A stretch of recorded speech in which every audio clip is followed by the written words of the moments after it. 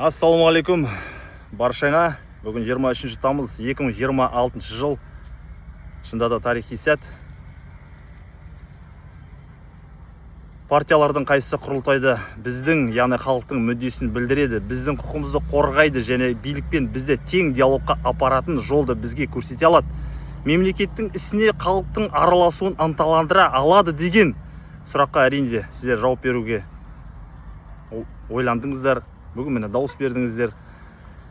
Іске сәт, Алла қаласа Қазақстанымыз дамып, гүлденген мықты елдердің қатарында болар, Алла қаласа. Бірақ дегенмен де әрине проблемалар да жоқ емес. Әділдік жолы қоғамдық бірлестік ұйымы әрине де болды қозғалысы.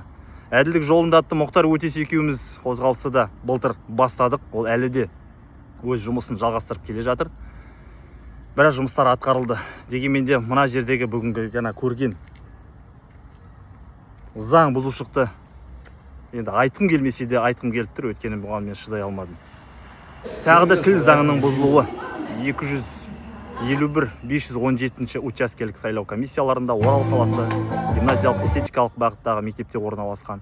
Қазақ тілінің де жазылған көшелердің атаулары өте қате жазылған. Карачаганакская, Букеевская, Абдолова, Кемеңгер, Момышұлы. Құрметті Орал қаласының жергілікті өкілді және атқарушы органдарының, сайлау органдарының басшылары. Біз әлі күнге дейін өзіміздің көшелеріміздің қазақ атауларын жазуды білмейміз, бөгде тілде жазамыз. Бізге солай ыңғайлы. Сайлау мүшелерінен қазір сұрасам, олар акиматтан список солай келді дейді. Акиматта тізімді жіберетін қай мекеме? Сайлау комиссиясы бөлек мекеме, олар өздері тексермеді ме? Үшіншісі, мен Бауыржан Зәки, бұл заң бұзушылықты тіл заңына қатысты биыл міне екінші рет айтып тұрмын. Былтыр 25-те. Осындай да бір ұқсас сайлауда дәл солай болған болатын. Өтінішпен арыз жаздым, жауапкершілікке тартты. Биыл тағы қайталанып тұр.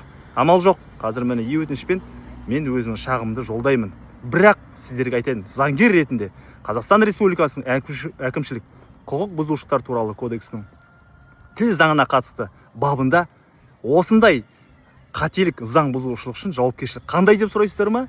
Ешқандай деп айтуға болмайды. Яғни ол жерде тек қана ескерту ғана тұр. Айыппұл емес, қамау емес, тек ескерту. Қазақ тілінің заңын бұздың ба, ескерту ғана аласыздар. Болды.